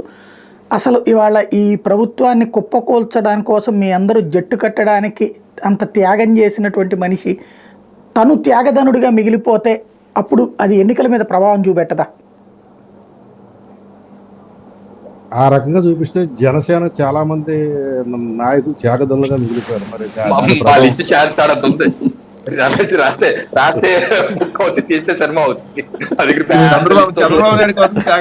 ఇప్పుడు మా వెంకటరెడ్డి కూడా మాట్లాడు, కానీ వైసీపీలో కూడా చాలా మంది త్యాగదనులు ఉంటారు. మా పార్టీ కోసం మేము త్యాగం చేసాం కానీ పక్క పార్టీ కోసం త్యాగం చేయాలి. త్యాగాల్లో గల త్యాగం అది, దానికి ఇంకా పెద్ద పేట వేయాలి దానికి. సార్ మా పార్టీలో ఒక నాయకుడికి పోతే ఇంకో నాయకుడికి వచ్చి ఉండొచ్చు, వాళ్ళ కోసం త్యాగం చేయొచ్చు తప్ప మేము చంద్రబాబు నాయుడు కోసం మీలాగా బీజేపీ లాగా త్యాగాలు చేయలేదుగా. చంద్రబాబు నాయుడు కోసం మా అధినాయకుడి కోసం, మా అధినాయకుడు 24 కావాలన్నాడు కాబట్టి మేము తగ్గిపోయాం. మళ్ళీ 21 మళ్ళీ 24 అంటున్నారు. మీరు ఇంకా పాత రోజుల్లో మళ్ళీ తర్వాత త్యాగం అడిగారు కాబట్టి చేశారు అంతే. బీజేపీ మళ్ళీ ఇప్పుడు అంటే ఇంకో 2-3 త్యాగం చేస్తారు సార్. ఏముంది, మళ్ళీ రేపు ఎలక్షన్ ఇంకో 2-3 త్యాగం చేస్తారు. నామినేట్లు చాలా టైం మీద అంత కోపం ఉంది సార్, మీరు అంత దుర్మార్గులని. ఇక్కడ త్యాగాల గురించి మాట్లాడాలంటే సాయి గారు సాయి గారు వస్తారా కానీ చెప్పండి. ఒకటైతే వాస్తవం అండి, రఘురామ్ గారు నిరాశపడాల్సిన అవసరం లేదు. ఆయన చేసిన దానికి చంద్రబాబు నాయుడు గారు భవిష్యత్తులో అయినా ఆయనకి చక్కటి పొజిషన్ ఇస్తారు, ఢిల్లీలోనే కూర్చోబెట్టచ్చు. ఇప్పుడు విజయసాయి రెడ్డి గారు ఉన్నారు, ఆయన ఏంటి రాజ్యసభ సభ్యుడు, కానీ ఏం చేస్తున్నాడు, పార్టీలో నెంబర్ 2గా రన్ అవ్వట్లేదా? రైట్. సరే ఏ పార్టీ సార్, మరి మరి పార్టీలో కూర్చోవాలంటే ఏ పార్టీ? మీరేం వద్దంటే బీజేపీ వాళ్ళేమో బయటికి నెట్టేత్తిరి, తెలుగుదేశం వాళ్ళు భయపడతంటారు. ఏ పార్టీ అండి? ఏ పార్టీలో కూర్చోవాలి, ఏ పార్టీలో రాజకీయం చేయాలి? అంటే కృష్ణాంజలి గారు సలహాలు బాగానే ఇస్తున్నారు. పరిమళ తత్వానికి ఇచ్చారు, ఆయన ఏ పార్టీలో ఉన్నాడు? ఇప్పుడు అలాగే మీరేమన్నా ఇప్పుడు సిఫారసు చేస్తారా చంద్రబాబు నాయుడుకి? మరి జనసేన తరపున చంద్రబాబు నాయుడు గారు చేస్తే అవకాశం ఉందంటారు, ఎందుకంటే ఎక్కువ మంది సభ్యులు వాళ్ళ ఎమ్మెల్యే క్యాండిడేట్లు ఉంటారు కాబట్టి రాజ్యసభ పోటీ వచ్చినప్పుడు వాళ్ళని అకామిడేట్ చేయడానికి అవకాశం ఉంటుంది. రైట్. ఇక్కడ కృష్ణాంజనేయులు గారు చెప్పండి. సాయి గారు ఒక విషయము ఏమిటి అంటే, ఇందాక శాంతి ప్రసాద్ గారు ప్రస్తావించారు మీడియా వ్యవహారం. నేను ఆయన ఏం కౌంటర్ చేయట్లేదు, నేను కూడా మాట్లాడతాను. విషయం మనం ఒకసారి డిస్కస్ చేయాలి. చాలా మీడియాలు అలా రాస్తున్నాయి, ఇలా చేస్తున్నాయి, ఇవన్నీ నమ్మటానికి వీల్లేదు. అసలు రఘురామకృష్ణరాజు మాట్లాడినటువంటి చెత్త విషయాల కన్నా ఏ మీడియా అన్న చూపించగలదండి? అంత అన్ని చెత్త విషయాలను అసలు వాస్తవం చెప్పాలంటే అతని నోటికి వస్తే ఏది పడితే మాట్లాడినటువంటి రఘురామకృష్ణరాజు గురించి ఎంత చెప్పినా తక్కువే, ఎంత తిట్టినా తక్కువే మీడియాలో కూడా. ఎందుకోసమేనంటే మీడియా కూడా కౌంటర్ చేస్తుందండి. వాళ్ళు ఇష్టం వచ్చినట్టుగా ఎవరు పడితే వాళ్ళు రాజకీయాలు మాట్లాడతారు. ఇప్పుడు వైఎస్ఆర్ కాంగ్రెస్ పార్టీలో కొంతమంది మాట్లాడే వాళ్ళు ఉన్నారు, తెలుగుదేశం వాళ్ళు జడ్జ నోటికి వచ్చినట్టు మాట్లాడేటువంటి వాళ్ళని ఖచ్చితంగా మీడియా టార్గెట్ చేస్తుంది ఏదో ఒక సందర్భం. రఘురామకృష్ణరాజుని టార్గెట్ చేస్తుంది. ఎందుకు టార్గెట్? అది ఇష్టం వచ్చినట్టు ఏది పడితే మాట్లాడచ్చు. మనకు ఎదురుగా మీడియా ఉంది కాబట్టి వాళ్ళు మీడియాలో చూపిస్తారు కాబట్టి వాళ్ళకి అవసరం కాబట్టి వైఎస్ఆర్ కాంగ్రెస్ పార్టీని పెట్టే వాళ్ళు కావాలంటే. కృష్ణాంజలి గారు నేను మీకు 2 విషయాలు చెప్తాను, ఎందుకంటే మీకు తెలియదు కాదు. మన బాబాసాహెబ్ అంబేద్కర్ గారు రాసిన రాజ్యాంగం ఆ వాక్ స్వేచ్ఛ ఇచ్చింది. రీసెంట్ గా సుప్రీంకోర్టు కూడా రాజకీయ అంశాల్లో ఎవడు ఏదైనా మాట్లాడచ్చని స్వేచ్ఛ ఇచ్చేసి. కానీ ఒక అంశం అండి, మీరు కూడా అడ్వకేటే కాబట్టి నేను చెప్తున్నాను, మన రాజ్యాంగం కల్పించినటువంటి ఆర్టికల్ 19(1)A భావ ప్రకటన స్వేచ్ఛ అనేది ఉపయోగించుకోవడానికి గేట్లు ఎత్తేసిందండి. నేను చెప్తాను. అందుకనే నా స్వేచ్ఛ అనేది మీ స్వేచ్ఛ హరించేటువంటి విధంగా, మిమ్మల్ని అవమానపరిచేటువంటి విధంగా ఉండటానికి వీల్లేదండి. అది కూడా రాజ్యాంగమే చెప్పింది. ఈ విషయాన్ని మర్చిపోయి చెప్పిందండి. ఈ విషయాన్ని మర్చిపోయి రఘురామకృష్ణరాజు నాకు మీడియా వాళ్ళు ఎవరో చూపిస్తున్నారు, వైఎస్ఆర్ కాంగ్రెస్ పార్టీకి వ్యతిరేకంగా వాళ్ళు తిట్టలేనటువంటి విషయాలు మొత్తం రఘురామకృష్ణరాజు తిడితే అన్ని చూపిస్తున్నారు కాబట్టి ఏది పడితే చూపిస్తే దాన్ని ఎలాగా మనం కరెక్ట్ అంటామండి? ఖచ్చితంగా తప్పు. అసలు రఘురామకృష్ణరాజు అనేటువంటి వ్యక్తి ఈ ఎన్నికల్లో ఈ విధమైనటువంటి రాజకీయ నాయకులు చాలా మందికి ఒక లైవ్ ఎగ్జాంపుల్ గా నిలబడబోతున్నారు అనేటువంటిది నేను అనుకున్నాను. ఖచ్చితంగా ఇది జరిగి కూడా తీరుతుంది అనుకున్నాను. నాకేమి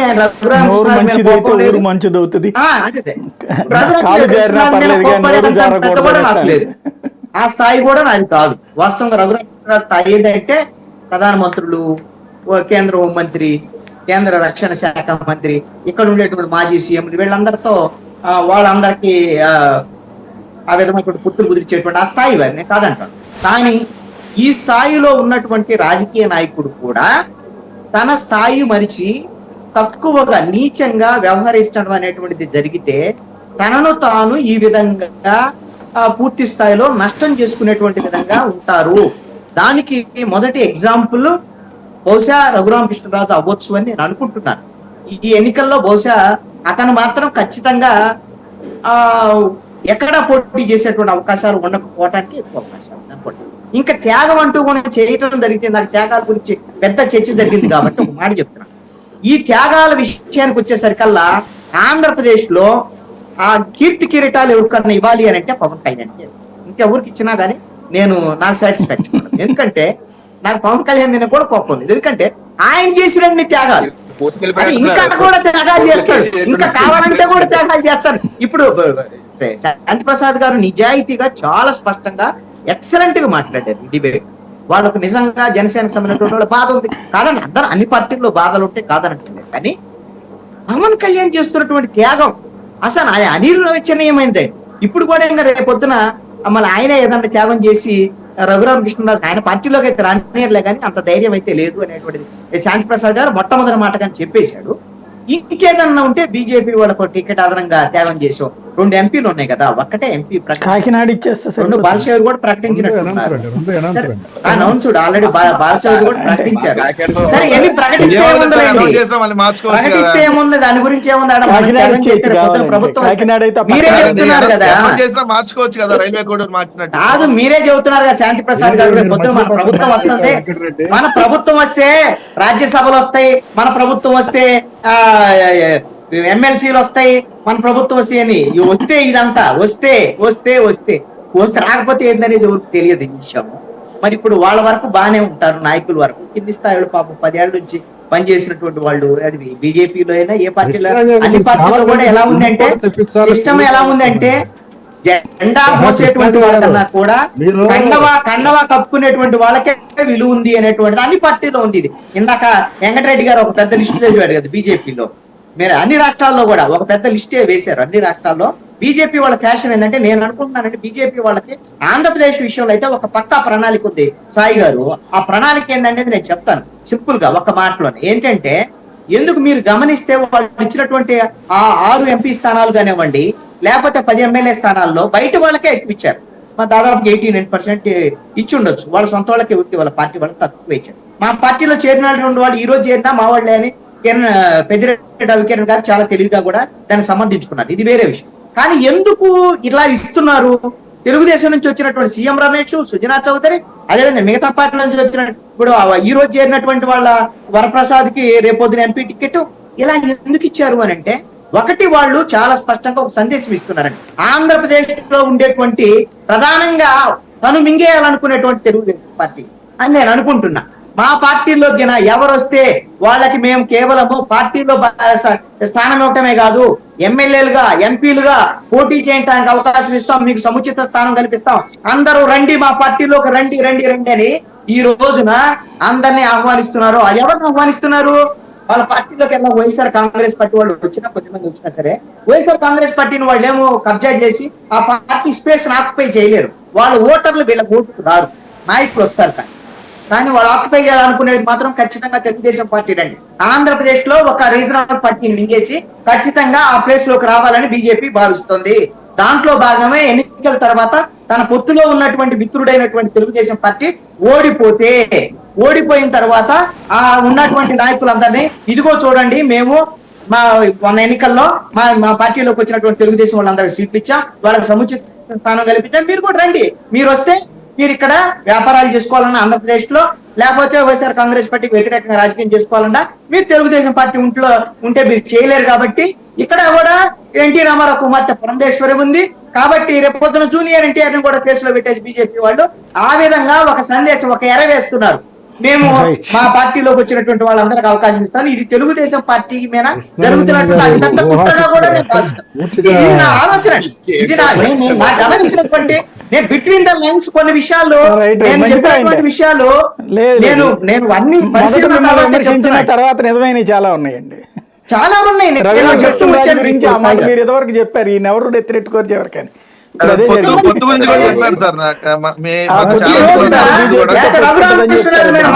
కోపం అండి, మనందరికీ భయం ఉంది, ఈ చంద్రబాబు నాయుడు కూడా భయం ఉంది, బీజేపీ వాళ్ళకి కూడా భయం ఉంది. భయం అనేది అదే ఇప్పుడు ఈ రోజు పాపం శాపంగా మారింది రఘురామకృష్ణ. రైట్ శాంతి ప్రసాద్ గారు అలాగే సాయి గారు. ఇప్పుడు బేసికల్ గా ఏంటంటే ఇప్పుడు వరప్రసాద్ గారు వచ్చారు, వైసీపీ నుంచి బీజేపీలోకి వచ్చారు, ఒక పద్ధతి ప్రకారం వచ్చారు కాబట్టి వారికి కేంద్ర పార్లమెంట్ బోర్డు వారికి ఆమోదించి టికెట్ ఇచ్చారు. ఇప్పటికీ కూడాను మన మాజీ నరసాపురం ఎంపీ గారు ఏ పార్టీ అనేది ఆయన చెప్పట్లేదు కదా. అంటే ఎవరు ఓకే అంటే వాళ్ళు ఇప్పుడు వరప్రసాద్ గారు ఇట్లాగా నాకు సీట్ ఇస్తానంటే వస్తానంటే ఓకే అన్నారు వాళ్ళు, అందుకని ముందెళ్ళి కండవా ఇచ్చుకుని ఆ తర్వాత వెళ్ళారు. కాదండి శాంతి ప్రసాద్ గారు, ఇక్కడ ఒక డౌట్, పద్ధతి ప్రకారం వచ్చారంటే పవన్ కళ్యాణ్ కలిసి పవన్ కళ్యాణ్ ద్వారా బీజేపీ దగ్గరికి వెళ్ళి సీటు తెచ్చుకున్నారు. నరసాపురం ఎంపీ అది చేయలేదంటారా ఏంటి? నాకు అర్థం కాలేదు సార్. మీ ఊహాశక్తికి చాలా వాళ్ళకి రక్తం చాలా అవుతుంది కానీ ఆయన ముందు మా దగ్గరికి వచ్చిన మాట వాస్తవం కానీ మేము అకామిడేట్ చేయలేదు. బీజేపీతో చెప్పి మీరు రికమెండ్ చేశారు కదా, మీరు రికమెండ్ చేశారు కదా. అది మీ ఊహాశక్తి, దాన్ని నేను కాదన్నా. కానీ ఇప్పుడు బుద్ధప్రసాద్ గారు కూడా ఉన్నారు, తెలుగుదేశం నుంచి వచ్చారు. ఫార్మల్ గా మాకు జాయిన్ అయిన తర్వాత మేము సీట్ ఇవ్వడం జరిగింది. ఆయన కూడా వచ్చేయమంటే సీట్ ఇస్తానంటే వచ్చేస్తారండి. అలా కాదు మీరు సార్, కాకినాడ ఇప్పుడు ఇస్తానన్నా వచ్చేస్తారు, సాయంత్రానికల్లా వచ్చేస్తారు. అది అట్లా కాదు సార్. ఆయన ఒక మాట అన్నాడు, ఆ మాట కొద్దిగా మీకు ఆ రోజే నేను అన్నా debate.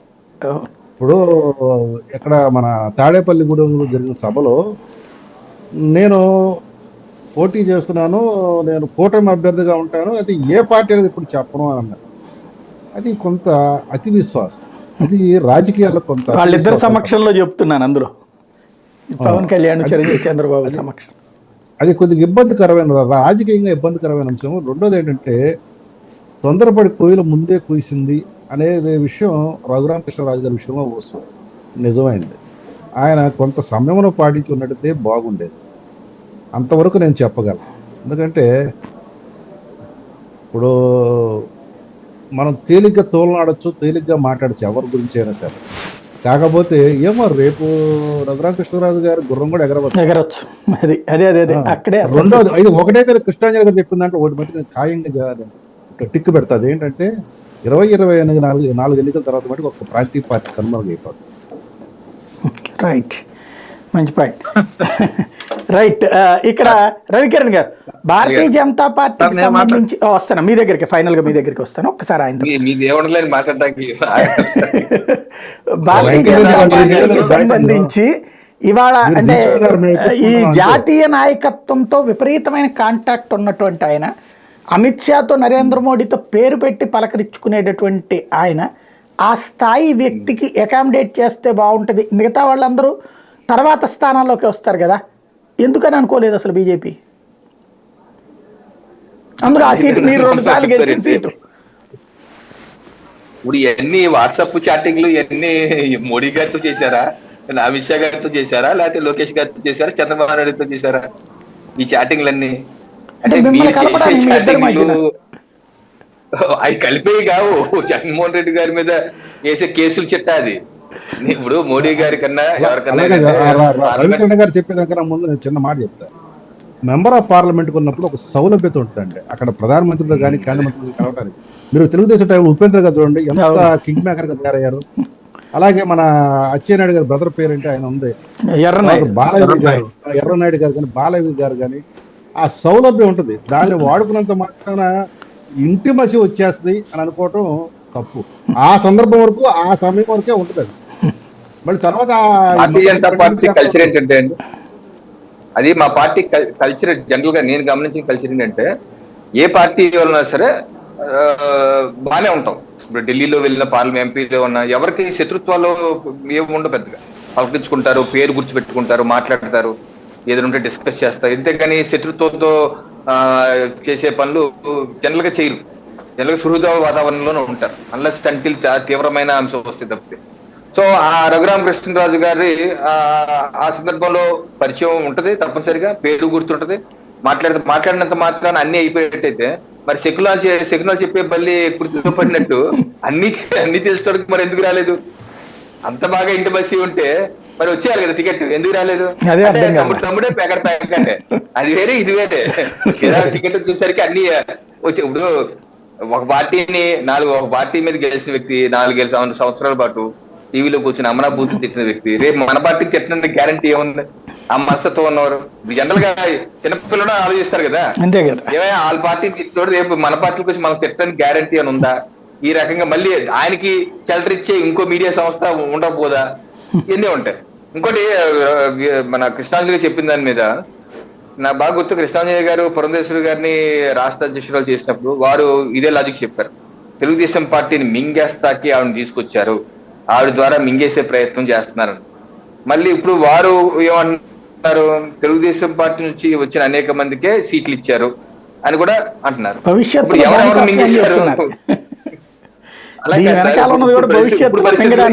మింగేశారు? ఇప్పుడు ఎవరెవరు మింగారు, ఇప్పుడు ఎవరెవరు మింగారు అనేది కనబడుతుంది. ఇప్పుడు మేము పోటీ చేస్తుంది ఎంత? అంటే చెప్పాడు ఆయన. మీరు ఆ ప్రశ్న కనీసం జనసేన మేము కలిసి ఒక 60-70 స్థానాల్లో పోటీ చేస్తే అదో ఏదో ప్రయత్నం జరుగుతుంది అని చెప్పొచ్చారు. అసలు మేము పోటీ చేసేదే 31 స్థానాలు ఇద్దరు కలిసి, దానిలో మేము 10, వాళ్ళు 144 స్థానాలు. ఎవరెవరిని మింగే అవకాశం అని చెప్పండి. 144 స్థానాల్లో పోటీ చేసి వాళ్ళు ఎన్నో గెలుచుకొని వస్తే మేము 30 ఓట్లు ఎన్ని గెలవగలుగుతాం? ఎంతమంది రెబల్స్ వస్తారు? మీకు చూడండి రేపు నామినేషన్ ఈ 30 ఓట్లు ఎంతమంది రెబల్స్ తయారవుతారు, ఫైనల్ గా ఎంతమంది తేలుతారు చూడండి. దీన్ని బట్టి చరిత్ర పునరావృతం అవుతుంది అంతే, అంతకనే అవుతుంది. రైట్. రవికిరణ్ గారికి మంచి అనుభవం అయితే గత అనుభవం బాగానే అంటాడుతుంది. బట్టి చాలా మంది రెబల్స్ వస్తారంటే ఒక నిర్ణయానికి వచ్చేసారు. అందరూ prepared గా ఉన్నారు. ఎందుకంటే 2014లో కాదు, 2014లో అనుభవం ఉంది కదా. అది ఎలా మొన్న జరిగింది, 10 ఏళ్లే కదా. 25 సీట్లు ఇస్తామని 15 అనౌన్స్ చేసి దాంట్లో 13 ఫైనల్ చేసి, 2 ఎమ్మెల్సీలని 11 చేసి, 3 మళ్ళీ రెబల్స్ ని పెట్టి ఇవన్నీ చేసినటువంటి పరిస్థితులు ఇప్పుడు 31లో కూడా సేమ్ అదే పరిస్థితి. అంటే ఇక్కడ జనసేనకు ఆ ప్రాబ్లం లేదండి. ఎందుకంటే జనసేన ఫ్రీగా తెలుగుదేశం వాళ్ళని తీసుకొని టికెట్లు ఇస్తుంది కాబట్టి ఇక రెబల్స్ తో పని లేదు. పాపం జనసేన వాళ్ళకి రెబల్స్ పెడతలేదు. జనసేన వాళ్ళే వేస్తారేమో చూడండి. అప్పుడు తెలుగుదేశం పార్టీ చెప్పబడి దానికి ఒప్పడం చేయలేరు. దానికి పాపం శాంతి ప్రసాద్ గారు కూడా కాదనలేనటువంటి కదా. బాధపడ్డ వాళ్ళు ఊరుకుంటారా ఏంటి? వాళ్ళు త్యాగం చేసి ఇప్పుడు 10 ఏళ్ల పాటు పనిచేసినటువంటి వాళ్ళు మేము త్యాగం చేస్తాం, వాళ్ళకి టికెట్లు ఇచ్చేస్తాం నాయకులు కూడా ఊరుకోరు. ఒకటి గమనించాలి కృష్ణాంజలి, జన సైనికులు కూడా పవన్ కళ్యాణ్ గారు మాట మేరరు. అంటే జనసేనకు వచ్చే ఇబ్బంది లేదండి. నేనేది మిత్రులుగా ఉన్నటువంటి తెలుగుదేశం బీజేపీకి దెబ్బపడింది. వాళ్ళు ఒకటే చెబుతున్నారు మొదటి నుంచి, గాజు గ్లాస్ కి మేము ఎక్కడన్నా ఓటేస్తాం, గాజు గ్లాస్ కానటువంటి వాటికి మేము ఓట్లు వేయమని చెబుతున్నారు వాళ్ళు. అదే కదా జరిగేది. అదే రైట్. ఫైనల్ గా వెంకటరెడ్డి గారు, గాజు గ్లాస్ వచ్చేస్తుంది, గాజు గ్లాస్ అది కూడా సమస్య. అంటే వాళ్ళు పోటీ చేసేంత వరకు వాళ్ళకే ఇస్తారండి. రవికిరణ్ గారు, వాళ్ళు పోటీ చేసే చోట 21 అసెంబ్లీ, అదే విధంగా 2 పార్లమెంట్ కి గాజు గ్లాస్ గుర్తే ఇస్తారు. మిగతా చోట్ల ఎవరికి ఏ పార్టీకైనా ఇవ్వచ్చు, కామన్ సింబల్ మిగతా చోట్ల. అది కరెక్ట్. చెప్పండి. అంటే నాకేం దీంట్లో అవకాశం లేదు, పాత్ర అన్ని వాళ్ళ ఇష్యూ కాబట్టి మీరు మాట్లాడే తక్కువ ఉన్నట్టుగా నాకు ఒక మాట అయితే చెప్తాను సార్. ఇదే మీరేమో బాధితులైపోయారు, రఘురామకృష్ణ దెబ్బకి మీరు బాధితులయ్యారు. ఇక మీరేం మాట్లాడతారు? ఆల్రెడీ బాధితులు కదా, మీ అందరి తరఫునే మాట్లాడుతుంది. శాంతి ప్రసాద్ గారు, రవికిరణ్ గారు ఈ పొత్తులు ఫైనల్ కాకముందు ఏదైతే మాట్లాడారో మళ్ళీ ఈ రోజు కూడా అదే వర్షం కనపడుతుంది. చంద్రబాబు నాయుడుతో పెట్టుకుంటే ధృతరాష్ట్ర కౌగిలి, దాన్ని మమ్మల్ని మాడి మర్చేస్తాడు.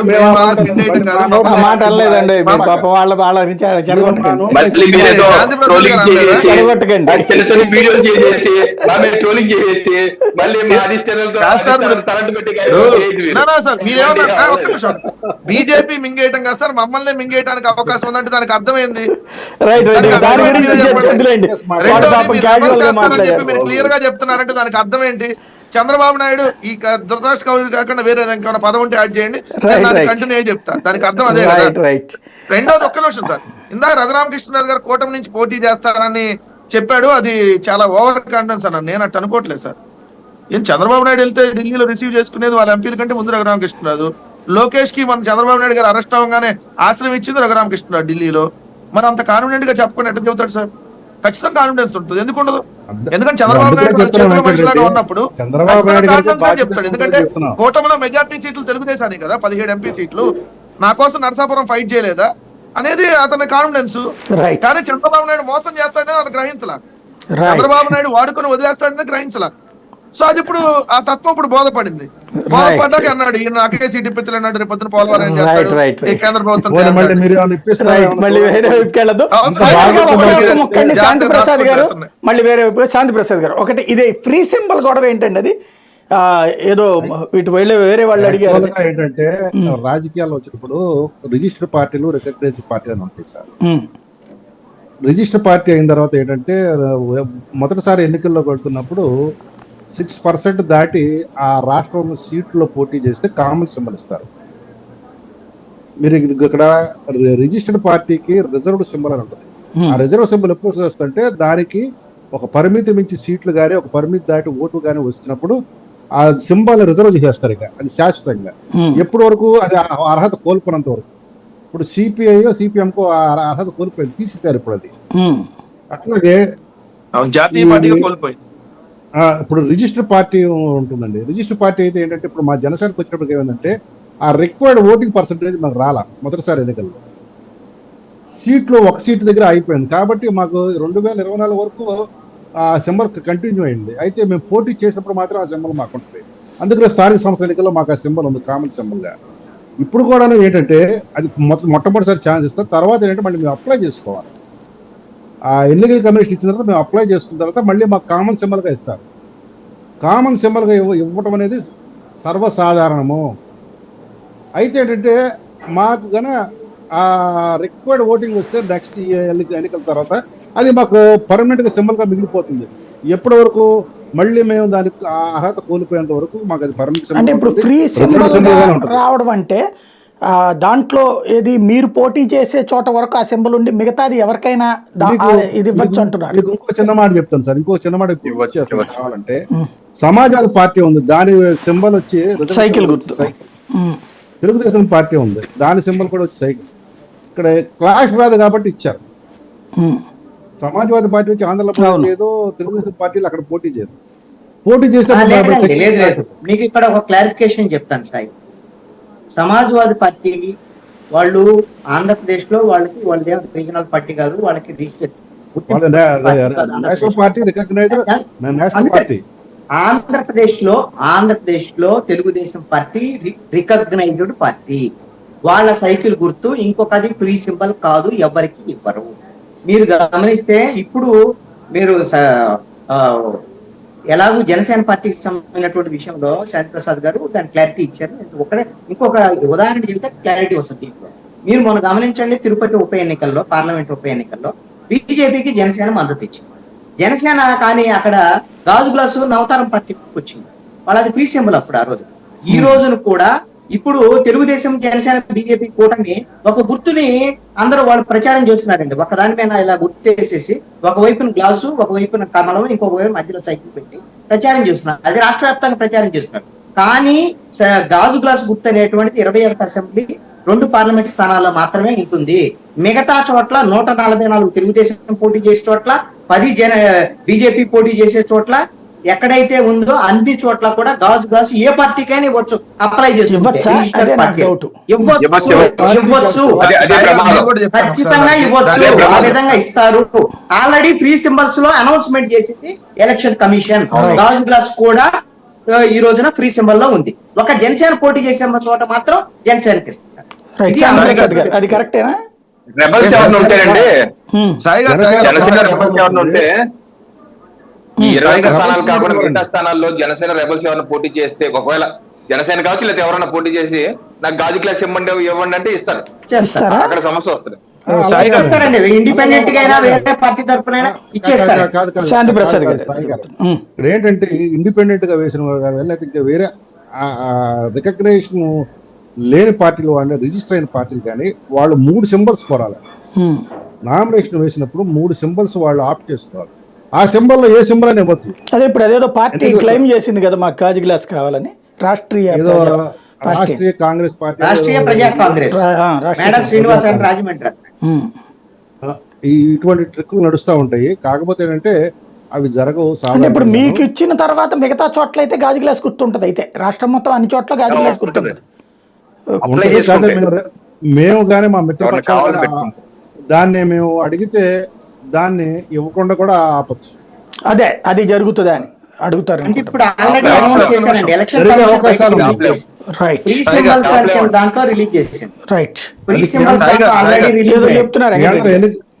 మేము 2014 ఎన్నికల్లో మాకు అంటే 2014లో ఫస్ట్ టైం మేము పోటీ చేసాం వైఎస్ఆర్ కాంగ్రెస్ పార్టీ. అప్పటికి మేము బై ఎలక్షన్ లో పోటీ చేశాం కాబట్టి మాకు ఓటింగ్ శాతం పెరిగినా దాన్ని కన్సిడర్ చేయరు. అసెంబ్లీకి పార్లమెంట్ కి జరిగే ఎన్నికలను కన్సిడర్ చేస్తారు. మేము తెలంగాణలో కూడా పోటీ చేశాం 2014 ఎలక్షన్ లో, ఖమ్మం అటు సైడ్. ఖమ్మం పార్లమెంట్ లో ఒక అసెంబ్లీ నియోజకవర్గం, నాకు గుర్తు రావట్లేదు, అసెంబ్లీ నియోజకవర్గంలో మేము పోటీ చేయలేం. పోటీ చేయకపోతే మా సింబల్ వేరే పార్టీకి ఇచ్చారు. మా సింబల్ ని ఫ్రీ సింబల్ గా మిగిలిన పార్లమెంట్ లో మిగిలిన 6 కాన్స్టిట్యున్సీలో 5 కాన్స్టిట్యున్సీలో వైఎస్ఆర్ కాంగ్రెస్ పార్టీకి సింబల్ ఫ్యాన్ ఇచ్చారు. మేము పోటీ చేయని కాన్స్టిట్యున్సీ ఏదైతే ఉందో ఆ పోటీ చేయని కాన్స్టిట్యున్సీలో మా సింబల్ వేరే పార్టీకి ఇచ్చారు. నా దగ్గర డేటా కూడా ఇక్కడ ఉండాలి, ఎందుకంటే పోయినసారి Right. Tirupati by elections issue వచ్చినప్పుడు జనసేన వాళ్ళు మంచి చేస్తుంటే దాని data తీయట కానీ ఇప్పుడు సడన్ గా Right. మీకు సా- దాన్ని సాయి మళ్ళీ గారు నేను ఇంకొక చూస్తాను. క్లారిటీ ఇస్తాను. చెప్పండి జనసేన పోటీ చేసే 2 పార్లమెంటు స్థానాల్లో కానీ 21 అసెంబ్లీ స్థానాల్లో కానీ అక్కడ జనసేన అసెంబ్లీ పార్లమెంట్ 2 కలిసి ఉన్న చోట మాకు ప్రాబ్లం రాదు. అయితే ఎక్కడ ప్రాబ్లం వస్తుందంటే పార్లమెంటుకు జనసేన ఉంది, అసెంబ్లీకి వచ్చినప్పటికి మాకు ఉదాహరణ మా కృష్ణా జిల్లా తీసుకుంటే అవినిగడ్డ మా జనసేన, అక్కడ మాకు ప్రాబ్లం రాదు, ఎందుకంటే 2 గుర్తులు కూడా గాజు గ్లాస్ గుర్తులు ఉంటాయి. కానీ మిగతా 6 నియోజకవర్గాలకు వచ్చినప్పటికి ఎవరికన్నా ఒక ఇండిపెండెంట్ అభ్యర్థి కన్నా వస్తే కొంత గందరగోళం ఏర్పడే అవకాశం.